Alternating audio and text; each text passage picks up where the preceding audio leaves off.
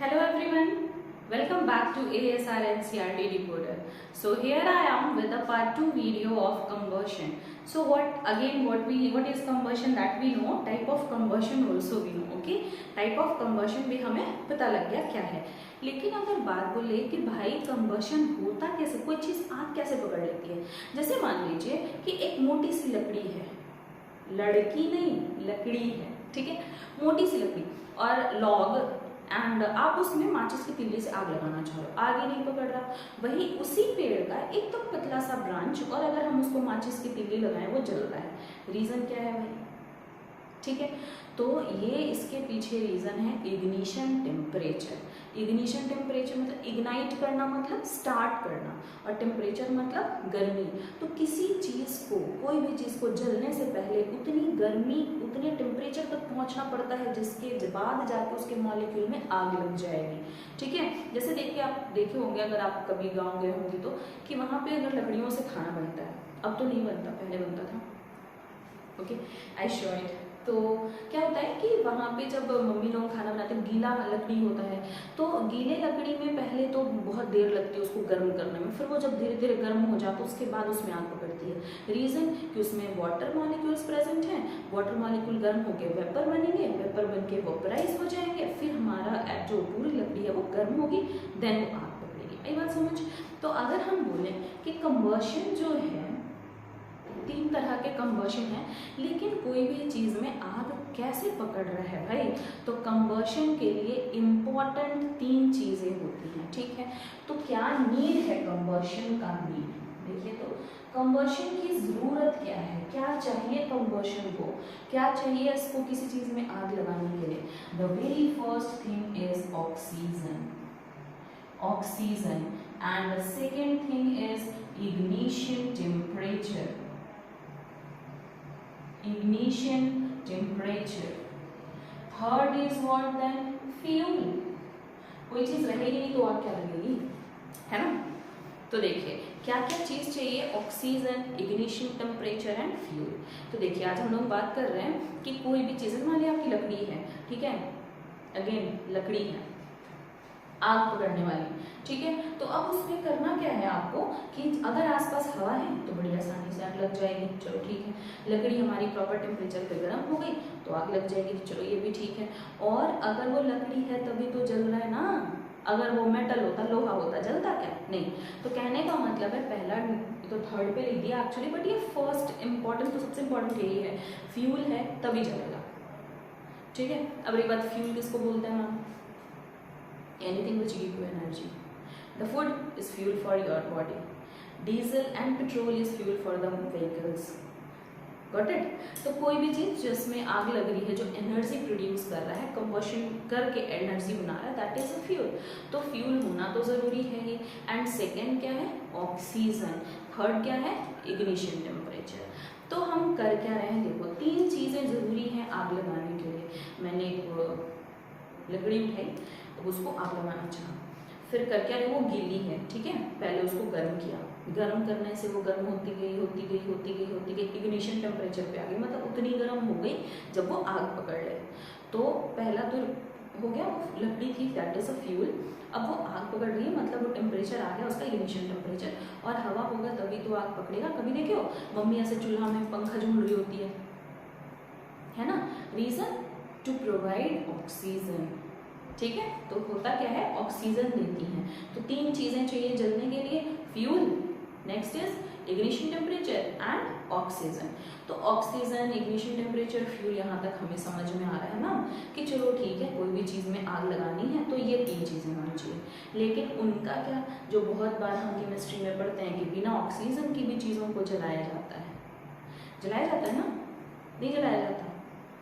जलाया जाता है. Limited amount of oxygen roasting की जाती है उसकी. वो क्या है? तो वो थोड़े बड़े लोगों की चीज़ है, वो रोस्टिंग एंड कैल्सिनेशन हम लोग अगले चैप्टर में पढ़ेंगे. तो अभी हम लोग क्या पढ़ने जा रहे हैं? आग लगने के लिए तीन चीज़ चाहिए. आग लगने के लिए क्या चाहिए? बस दो आंटियाँ नहीं. आग लगने के लिए क्या चाहिए? फ्यूल चाहिए. ठीक है, फिर क्या चाहिए आपका? Oxygen and ignition temperature. चलो बढ़िया, आग लग गया. ठीक है, दो आंटी बैठी, आग लग गया. बुझाए कैसे? बुझाया कैसे जाता है? ठीक है। तो aunty that is a part of joke, let it be. घर में आग लग गया, ठीक है। अब आग लग गया, सीरियस मोड में, घर में आग लगा, घर में आग लग गया। अब घर में आग लगने के बाद अब प्रॉब्लम क्या है भाई, घर में आग लगी है ऑक्सीजन की वजह से, घर में आग लगी इग्निशन टेम्परेचर की वजह से, और घर में आग लगी क्योंकि फ्यूल है इसलिए आग लगी है। तो हम क्या करेंगे कि मेरे घर में आग लग जाए? तो द वेरी फर्स्ट, पॉसिबल है तो फ्यूल हटा दो, पॉसिबल है तो इग्निशन टेम्परेचर कम करा दो, और अगर पॉसिबल है तो ऑक्सीजन को कट करा दो ना, हो जाएगा। तो अब रही बात भाई फ्यूल हम कैसे हटाएं और इग्निशन टेम्परेचर कम कैसे करें। नेक्स्ट इज व्हाट, हम ऑक्सीजन को कैसे कट करें। तो देखिए, मानते हैं कि घर के एक कोने में आग लगी हुई है और उस घर में और भी फर्नीचर्स रखे हुए हैं जिनमें अभी तक आग नहीं पकड़ा। तो आप क्या करते हो, फटाफट से उन सारी चीज़ों को दूर करने लग जाते हो कि ये चीज़ जल सकता है, पर्दा कर्टन्स हटा दो, बेडशीट्स हटा दो, फर्नीचर्स हटा दो, ठीक है ना। जो भी चीज़ें ऐसी हैं जो पॉसिबल है हटा पाना, उसको हटा दो क्योंकि उसमें आग ना पकड़ ले। तो what you are doing, you are excluding the fuel from that. आप वहाँ से बस फ्यूल हटा रहे हो। तो यही काम तो हमें करना था, आग लगने से पहले क्या करना था, फ्यूल हटाना था। फ्यूल हटा लिया। और अगर मान लो पॉसिबल ही नहीं है फ्यूल हटा पाना, आप घर से बाहर हो, घर के अंदर आग लगी हुई है, तो अब हम क्या कर सकते हैं भाई, तो हम दूसरा प्रोसेस कर सकते हैं, इग्निशन टेम्परेचर कम कर दें। मतलब घर के अंदर की कोई चीज़ वो गर्म हो रही है तभी वो आग पकड़ रही है, अगर वो गर्म ना हो तो आग ना पकड़े, तो उसको ठंडा कर दिया जाए भाई। तो ठंडा करने के लिए क्या करते हैं, पानी डालते हैं। तो हम लोग आग बुझाने के लिए पानी डालते हैं। उससे फ़ायदा क्या है कि जब हम पानी डालें तो चीज़ें ठंडी हो गई, इग्निशन टेम्परेचर आया नहीं, चीज़ें हमारी जलेंगी नहीं, बुझेंगी, है ना।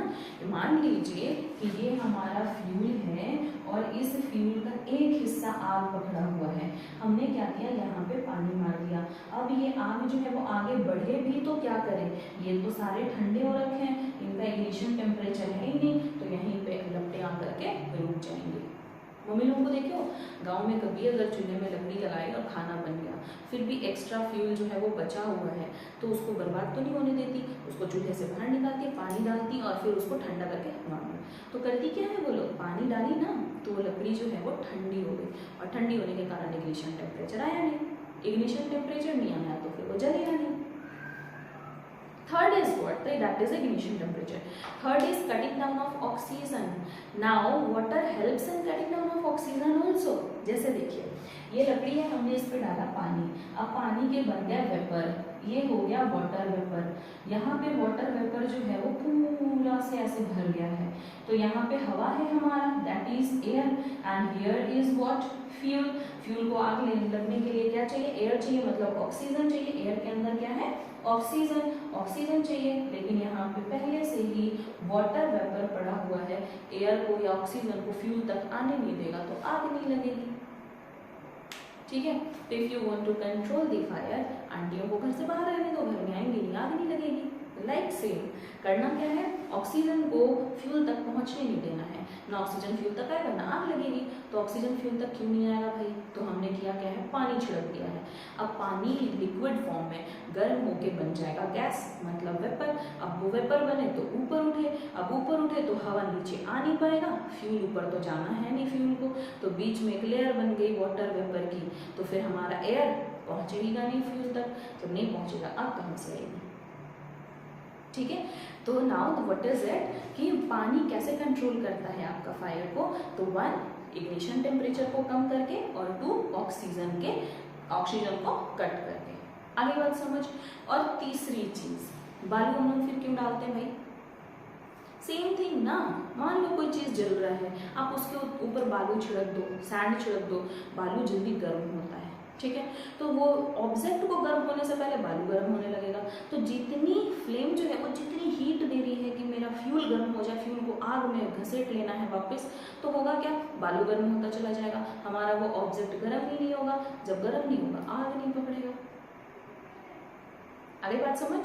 सो how we can control the fire, तो by cutting fuel, by cutting ignition temperature and oxygen, okay. And what is the importance of these material in a fire, so oxygen is important for that. Next is ignition temperature is important. What is ignition temperature? The temperature upon which any object catch fire. And fuel, तो as we all know ठीक है। अच्छा एक question है, ये बताना आप में से कितने लोगों को 2020 का ऑस्ट्रेलियन फॉरेस्ट फायर सुना था। ऑस्ट्रेलिया में जो फॉरेस्ट फायर हुआ था, बहुत सारे कंगारूज और बहुत सारे कोआलास जो हैं वो जल चुके थे। रीज़न क्या है उनका, क्यों लगा था वो आग? और अगर वो जंगल में आग लगा भी था तो ये चलो माना कि कोआलास जो है वो काफ़ी स्लो होता है, स्लो होते हैं, कोआलास भी मान लो कि वो नहीं पहुंच पाए, बट कंगारूज तो भाग सकते थे, फिर उनको क्यों नहीं भाग पाए? सारे के सारे एनिमल अचानक से जंगल में क्यों जल गए? आंसर बताना, वैसे हम नेक्स्ट वीडियो में बताएंगे। ओके।